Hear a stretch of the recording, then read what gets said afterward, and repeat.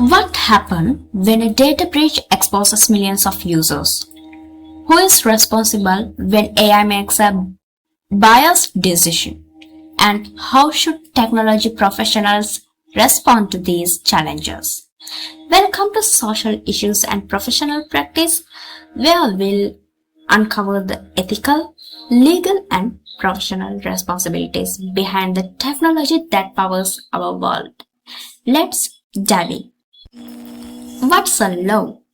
The law is the set of rules that keeps society fair, organized, and safe. What are the rules? Rules are principles that guides how people should behave in different situations. Think your mother or father tells you not to do something, which is a rule. It never affects your neighbors. It affects only you. That's why it should be a rule. If rules established by parents are applied to an entire society or country, they become law. The next topic is the multiple systems of laws in Sri Lanka. What do you think? Is there one rule for all people?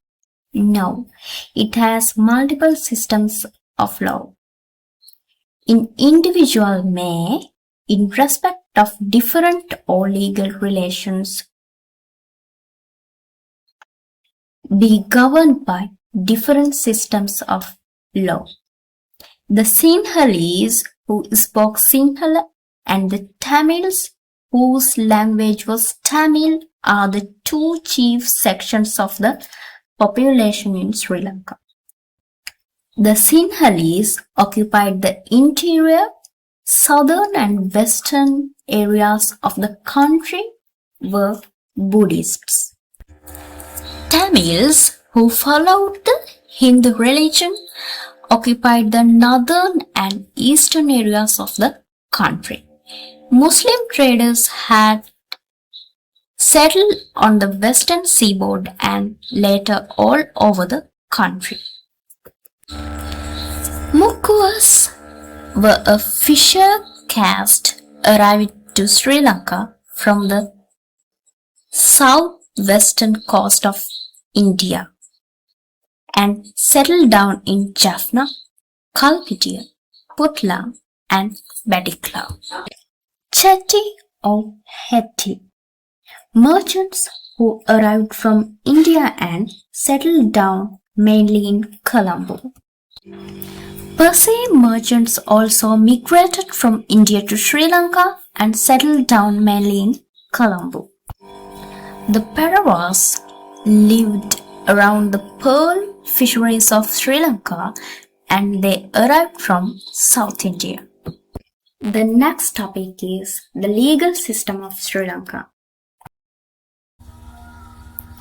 We can divide this into two categories, which are personal and territorial laws. Kandyan law, Tesawalamai law, Muslim laws are personal laws, right? They govern specific matters like marriage, divorce, and property inheritance depending on persons, ethnicity, religion, or region of origin. These are three systems of law found in Sri Lanka, which are not in general application but apply to sections of the community. Kandyan law. Kandyan law only related to Kandyan Sinhalese. It governs private matters like marriage, divorce, properties and adoptions, donations, and etc. The next one, Tesawalamai law. It is applicable Tamils who are recognized as inhabitants of the northern province. It governs property rights, inheritance, and preemption. The next one is Muslim law. It's based on Islam principles and applicable to all Sri Lankan Muslims, regardless of where they live. It governs family relationships, including marriage, divorce, custody, and the distribution of property and inheritance. Territorial law. A territorial law applies to all persons resident in a particular territory. The application of a personal law does not depend upon where a person resides, but applies instead to a section of the population in a given territory on account of certain common factors which they all possess. Think a person who wants to sell property in the northern province can sell it for outsiders from the northern province? No, they can't according to Tesavalamai law. They can sell their property only within their province to their relations or neighbors. Then the Portuguese came to Sri Lanka. Remember, but they had never introduced their own legal systems for Sri Lanka. They never intervened in the Kandyan province.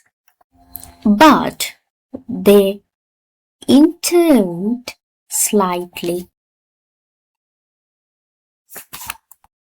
in maritime affairs. Then came the Dutch into the Sri Lanka. They had controlled certain areas of Sri Lanka and the maritime provinces, but never gained control of the Kandiyans. Think, if Kandiyans kill a person, which law can apply to that? Can we apply the Kandiyans law? No. We should apply Roman Dutch law in that case, because we can only apply Kandiyan law to marriage, divorce, and property case, and etc. Then came the British to Sri Lanka. They controlled the whole country.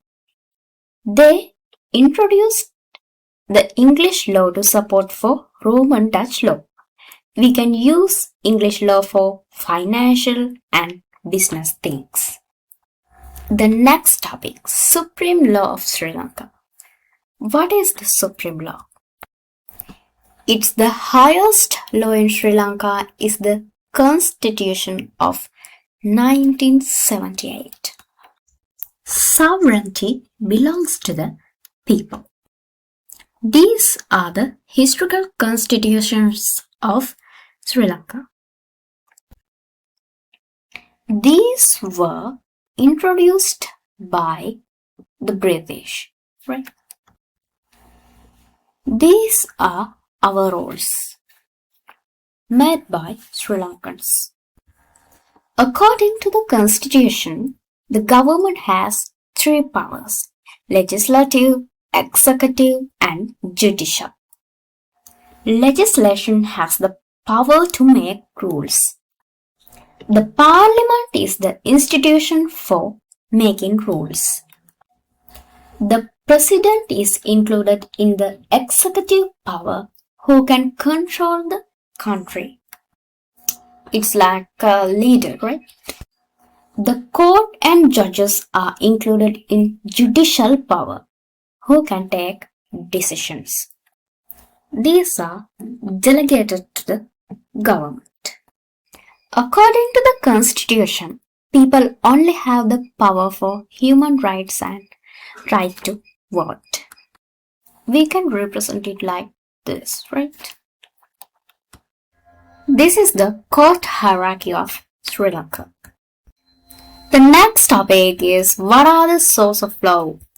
These are the sources: legislations, case law, personal laws, customs and practices, international law, opinion of writers, religion, equity. What are the legislation sources?